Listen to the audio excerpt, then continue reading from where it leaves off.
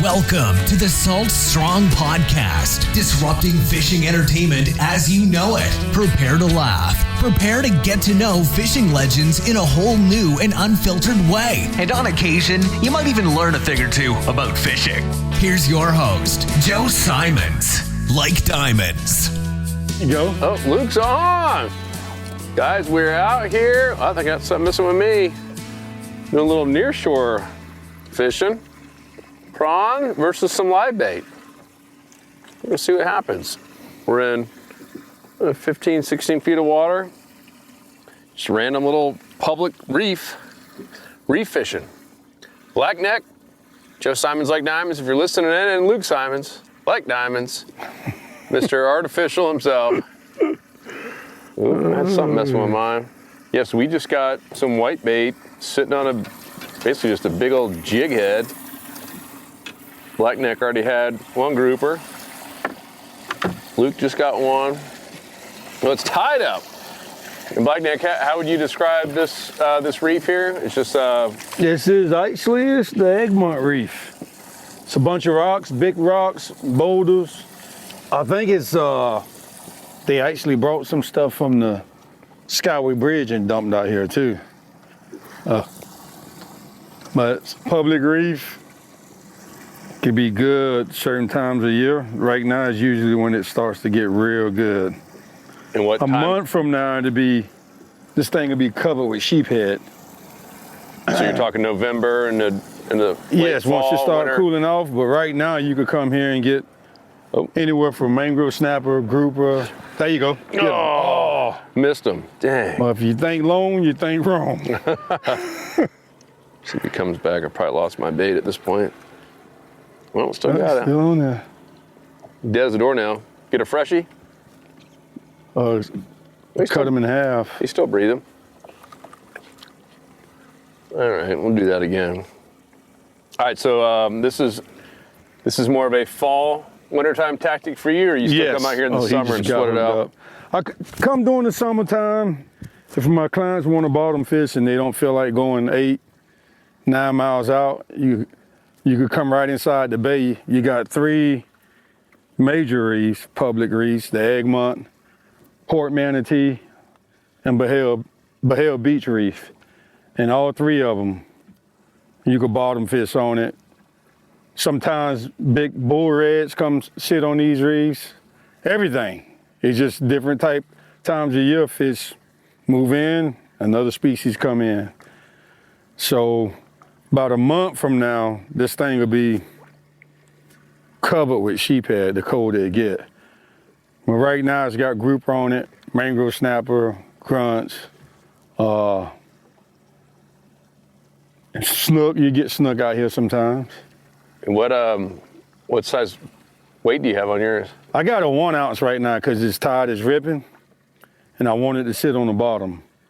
So you could use a 1/2 ounce if the tide is barely moving, a quarter, 3/8, whatever. I just got a 1 ounce on here right now to try to keep it still.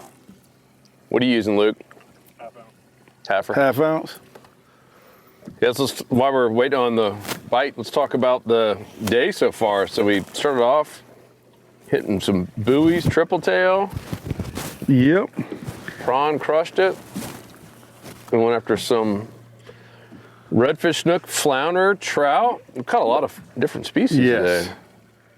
And the artificial, it outfished the live bait. And I'm glad you brought that up, because I wasn't going to bring it up. That ain't got nothing really to do with me personally, because artificial always outfish live bait during the winter months, and we transitioning right now. So those fish are confused. They don't know what they want. Oh, there we go. Oh, Luke's they do know what they want. Proving it. Oh. A little grouper on the prawn. And he's got the prawn on. I got a live shrimp, and he's got whitebait, and he's out fishing. That prawn has made believers of a lot of people, offshore, nearshore, everywhere really, but in particular the offshore nearshore. We've been with countless friends, and Marco Island. Luke, remember that time you went down there with some of those guys, and They don't use live bait. They're laughing at them. We went on the Hubbard's trip we were talking about, Hubbard's Marina, awesome. 39-hour trip. First mate's laughing at them, like, put that down, you're not gonna catch squat. And every time you call the biggest fish. Yeah. Using the prawn. On a big jig head, I mean, up to 2 ounces in super deep water like we were fishing, 150 feet. Popping it off the bottom, that thing just works. I don't know if it's because I never seen anything like it. They're used to seeing a bunch of dead bait sitting on the bottom or what? A reaction strike? What do you think it is, Luke? Cover more area. You think it's more of just And I'm watching coverage, that. huh? Like we sitting in one spot waiting for the fish to find the bait, and he's covering. So this is what it looks like. This is that same jig. If you guys watched, this is a mini course we did on hogfish. We're using a similar jig head like that with a somewhat small little hook. You can catch some big fish on small hooks, can't you, Cap? Oh yeah. That's how my girlfriend caught me.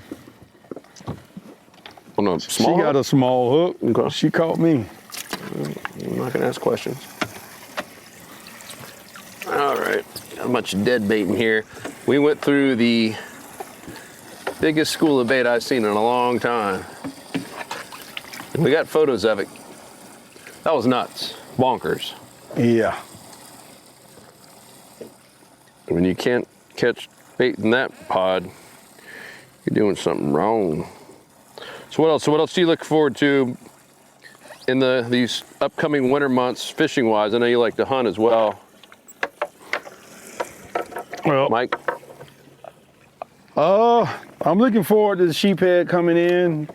The hogfish get real good the colder it get. And Luke on again? there you go. Oh, God. All right. Man, it's making me look bad. Well, you know, we do have 2 against his 1. Oh. Unbelievable. Are you catching right below the boat, Luke? Oh, heard that one. Brent, the camera guy, heard that one. Are you still feeling some rocks as you're retrieving? Not really, just barely. No big ledges, please. All right, that's good to know. Yeah, Sheepshead, remember that time you lived in St. Pete, Luke? And there'd be some just crazy cold, windy days and we didn't feel like going anywhere, but he lived on the canal. We just sit there in the canals and pitch those little crabs. Mm-hmm. That was so much fun. Yeah. And Sheepshead, man, they're tasty. They'll hammer those crab lures, too. Mm-hmm. Who would have thought? These jellyfish. Those are the kind that can sting you, Mike? Oh yeah. Oh, there you go. God dang. Missing fish left and right. Wouldn't happen with the prawn, I'll tell you that. A little bite on the back. I think those are called a man of war. No, those have purple on them, right? Portuguese man of war, they have like, what's kind of like a purple. On the tentacles? Yeah, the part that really gets you. And I know, because I remember I got stung on Daytona Beach. I was just going to tell a story Dang. about. All right, let's hear yours. Well, mine I'll tell you how was, dumb mine was. It starts out bad, but it happens. And kids don't do this. But I was skipping school. Went surfing. I went over there surfing. Actually, I didn't skip all of school. I went to like 2 periods, and then we left and went surfing. And I fell off my surfboard on a break, and my hand went through one of those man-o-war jellyfish. Ooh. And it felt like somebody poured gasoline on my arm and just lit it on fire. Mm-hmm. And that was my first time that I ever got stung by one. My buddy was laughing. That was it for me. So we came back home, and we got home like an hour after school was supposed to let out, and I went and got into bed. It was hurting so bad. I woke up like 2 hours later, and my arm was the size of my calves. It was swole up. My mama took me to the emergency room.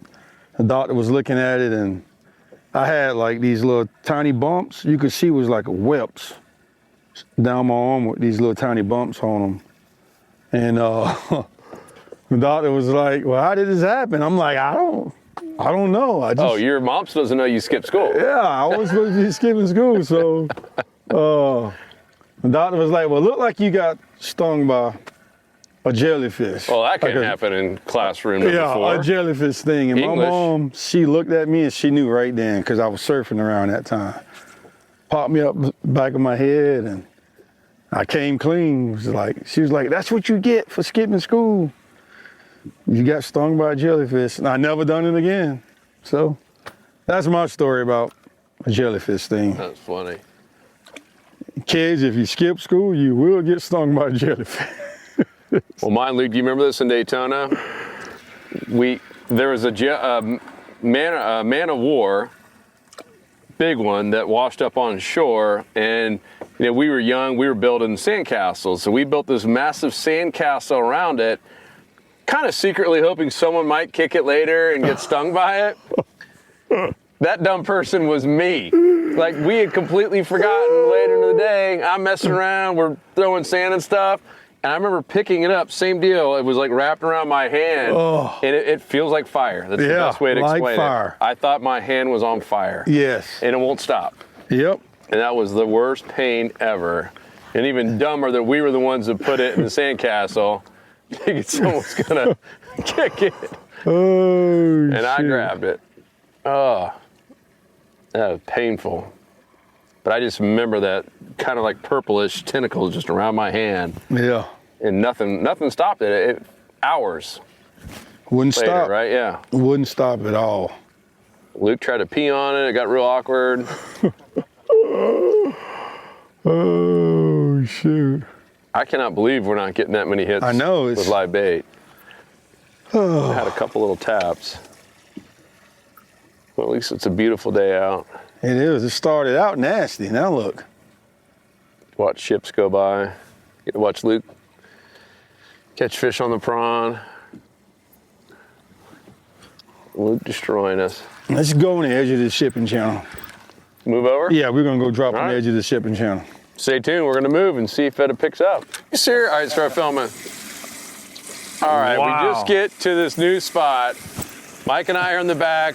I got white bait. Mike's got shrimp. Wow, that looks like a keeper, too. Dude, that's a nice one. That is a freaking And Luke's nice throwing over one, near bro. the buoy.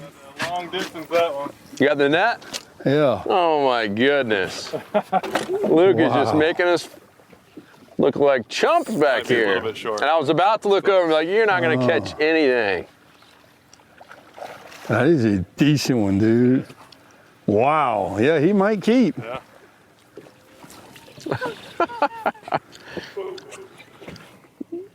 Yeah, bring him down. Yeah. Dude, that is Oh, yeah. too funny. Good job, dude. Wow. If you guys are listening in, this. Trust the prawn. trust in the prawn. Luke just got a solid triple tail right here in the middle of the channel. Wow. Seems solid. Measure him up. Oh, yeah. It's gonna be close. Oh, Bless you, bless you, bless you. Prawn don't play. This is going to be real close. I think he's going to make it. With a pinch tail, he's make it. All right, you were casting right near the buoy, huh? Yep. Man, Oh, come on, bro. that was awesome. Yeah, it was. Chill out, buddy. Chill.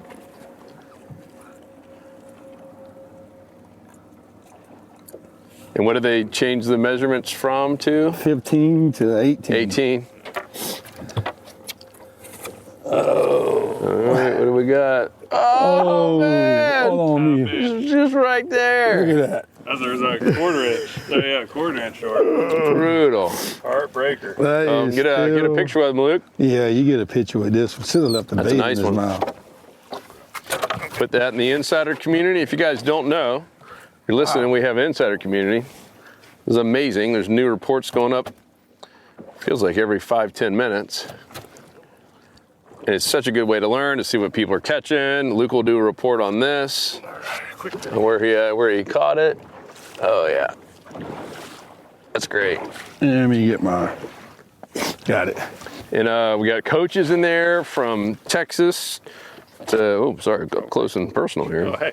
Mississippi, Louisiana, Alabama, lots in Florida, Georgia, South Carolina, North Carolina, Virginia. We have one up in Maryland. Old John Skinner's up there in the Northeast sometimes. We're adding some more. So it's a great place to go.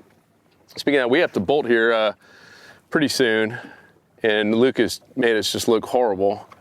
I think we now have an official winner of Nearshore wrecks, channel markers, buoys, and we're in 40 feet of water too. Yeah.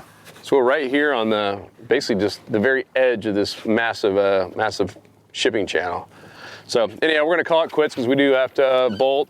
Stay tuned for a whole lot more. As we mentioned on the last podcast, you haven't heard, we teamed up with Sportsman's Guide, and that is a club, just like Salt Strong Club, but it's heavily focused on hunting and shooting and fishing and camping, everything outdoors. But they got really big into hunting and shooting, probably one of the biggest buying clubs, if not the biggest in the country for that. And a heck of a deal. The good news is you don't have to pay. It's free if you're an insider member. So you get like a BOGO membership here at the end of the year. So they have honored that for all of our existing members and any and all new members who sign up. Luke just got hit again while I'm closing here. Jeez Louise. Get free Sportsman's Guide membership. So you get Insider Club access, smart fishing spots, community, all the mini courses and everything else we do there in the club, and of course our discounts and everything they have on their end. So that's all at saltstrong.com. You don't need to go to Sportsman's Guide. You can if you want to check it out, but you will automatically get that membership when you sign up. And if you're a current member, make sure to go to the community. You can see all the details on how to make sure you get your free membership, discounts, etc. So thank you guys. Thank you, Captain Mike. Thank you. Another fun day. Thank you, Luke, for putting on a show, even on a tough day. And that's how it goes sometimes. Sometimes the old fake lure beats even live bait, which is mind-boggling out here. Crazy. Yeah, made a believer out of me. I was already a believer, but keep filming. Keep filming. He put the stamp on it today. Okay, that's what I like to hear. Yeah. Cool. Appreciate you guys. Talk to you on the next episode. Peace. 'Cause fishing, it's in my soul. It was passed down to me from the days of old. Find us on the water if there was a way. It's been said my papa, he wrote the book on catching big reds and 20-pound snook. I wish I knew all the things he knew today. For he's the reason why we are this way. And he put fishing in her soul.